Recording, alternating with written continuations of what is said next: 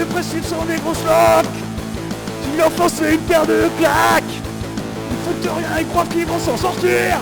C'est des assistés, des lâchés, des traîtres. C'est pas comme ça qu'ils vont payer ma retraite.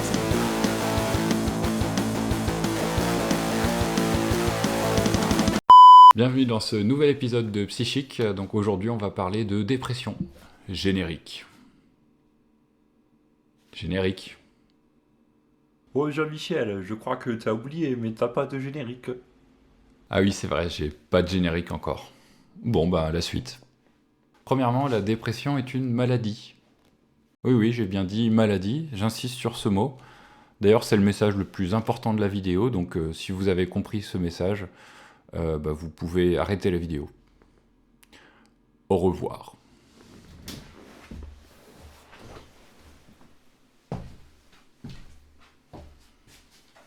Bon, en vrai, restez, ça va être bien. Allez, viens, on est bien. Tout comme on peut comprendre que l'infarctus du myocarde est une maladie, tout comme on peut comprendre que l'épilepsie est une maladie, la dépression est donc aussi une maladie. Et j'ajouterais même que c'est un véritable problème de santé publique parce que 11% des hommes et 22% des femmes de la population générale connaîtront un épisode dépressif dans leur vie. Oh là là, Jean-Michel, ça fait beaucoup quand même, hein.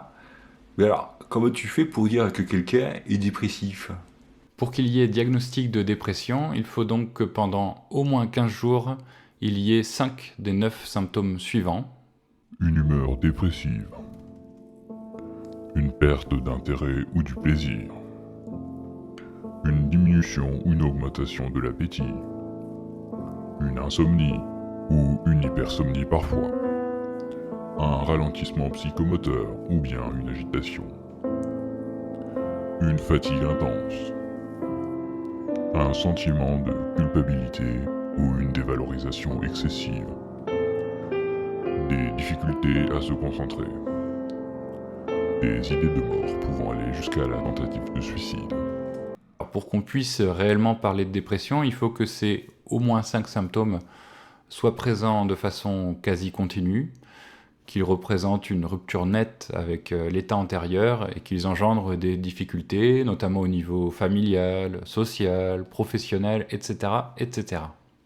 Alors un épisode dépressif qui n'est pas pris à temps va avoir tendance à s'aggraver jusqu'à la dépression sévère, qu'on appelle aussi la mélancolie ou dépression mélancolique. Cet état de dépression sévère peut être diagnostiqué grâce à différents symptômes ou indices.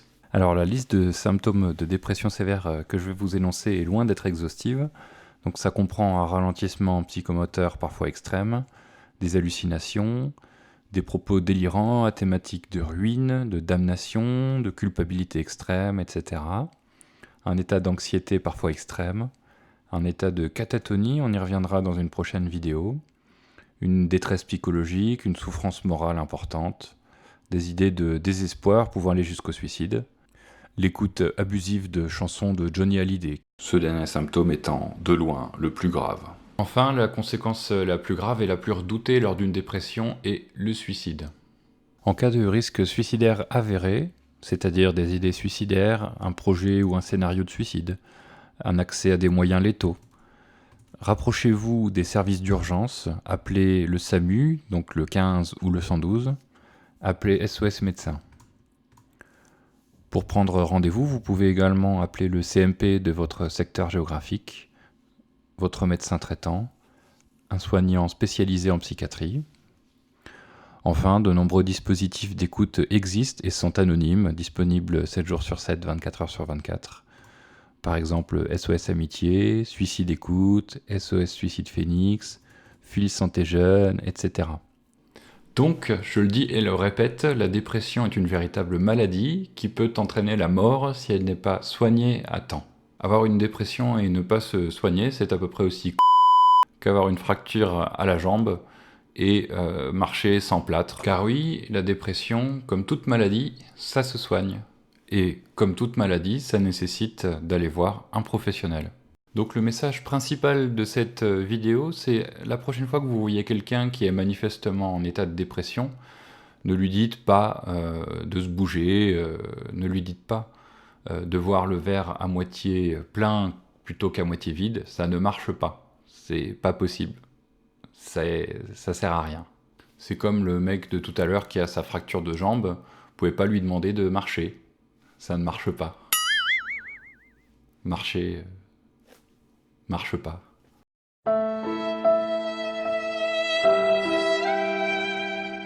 Proposez-lui un petit peu de votre écoute, un petit peu de votre temps. Revenez aux nouvelles de temps en temps. Et puis si vous voyez que ça passe pas, dites-lui de consulter le centre médico-psychologique le plus proche ou d'aller voir un soignant, un professionnel libéral qui pourra l'aider dans ce moment-là. Et puis surtout, si j'ai qu'un seul conseil, c'est dites-lui d'écouter du Dédé Super. C'est vraiment imparable. Voilà, si cette vidéo vous a plu, n'hésitez pas à la liker, à la partager, à vous abonner à la chaîne. Et donc merci à tous ceux qui m'ont envoyé des messages de soutien, qui ont laissé des commentaires sympas sur YouTube. C'est quelque chose qui m'encourage à continuer parce que, mine de rien, ça prend beaucoup de temps à préparer, à écrire, à filmer, à monter, à retoucher. Donc c'est quelque chose qui est très chronophage. Donc merci et puis à une prochaine vidéo.